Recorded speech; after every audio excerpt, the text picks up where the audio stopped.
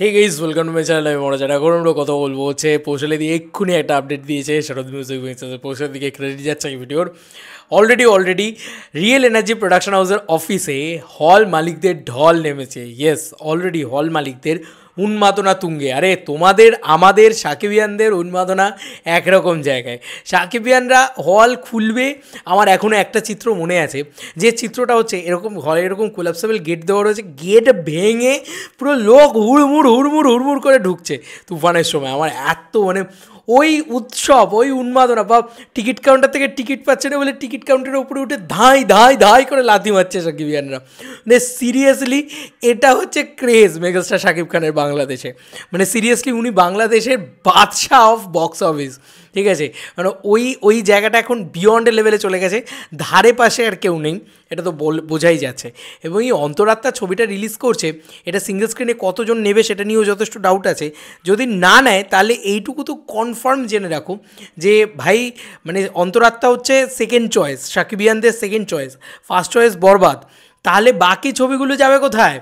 আমি তো সেটাই ভাবছি, শুধু কি হবে বাকি ছবিগুলোর সাথে। জঙ্গলি, দাগি, এই ছবিগুলো উড়ে যাবে না তো? এমন হবে না তো যে উড়ে চলে গেল আর কিছু রইলই না, শুধু শাকিব খান, একটা শাকিব খান বিজনেস করলো আর একটা শাকিব খান বিজনেস করলো, বাস শেষ।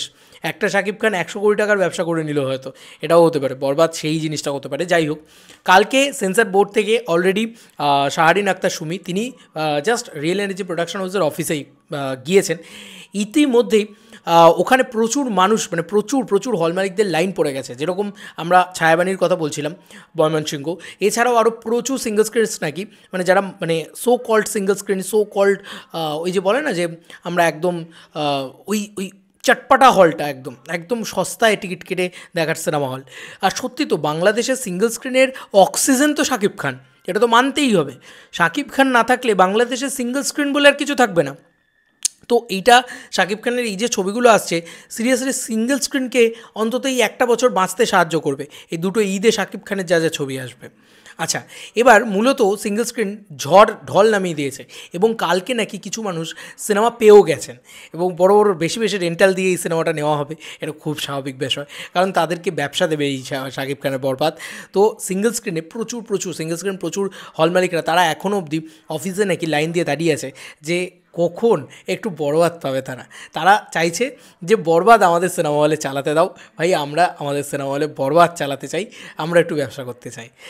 এটার থেকে ভালো মেগা স্টারডামের সংজ্ঞা আর কী হতে পারে, উপমা আর কী হতে পারে। আর সত্যি সাকিবিয়ান এমন একটা ফ্যান বেস, আমি কালকেই কতটা ভাবছিলাম যে এক ঝটকায় পুরো মন্ত্রণালয় অফিসের সামনে গিয়ে ওরকম হুজ্জুদি, ওরকম ঠিক আছে, ওরকম সারাদিন ধরে না খেয়ে এরকম করা, প্রায় উপোস, যেটাকে আমরা বলি, প্রায় পুরোপুরি উপোস করে ওই রোদে গরমে দাঁড়িয়ে থাকা, কষ্ট করা, লড়াই করা রীতিমতো মেগাস্টারের জন্যে। সত্যি ভাই, এই মানুষগুলো, এই যে সাকিবিয়ানরা রয়েছে বলে মেগাস্টার শাকিব খান আরও বড় মেগাস্টার হচ্ছে সিরিয়াসলি। এবং কী ক্রেজ একটা মানুষের, এবং কী ক্রেজ আজকে সিঙ্গল স্ক্রিনের ওনারদের কাছে। তারা সব শো বরবাদকে দেবে এবং তারা বরবাদ দিয়ে ব্যবসা করবে, এটা দিয়ে তাদের জন্য তারা একটা উৎসব মাচিয়ে দিয়েছে। আমি বুঝতেই পারছি যে এই ঈদে বরবাদ ছাড়া হয়তো বাকি সবাই বরবাদ হয়ে যেতে চলেছে। তোমাদের আর কি মতামত এন্টায়ার ভিডিওটাকে নিয়ে জানিও কমেন্ট সেকশনে। চলো বন্ধুরা, নতুন কোনো ভিডিওতে দেখা হবে, ভাই।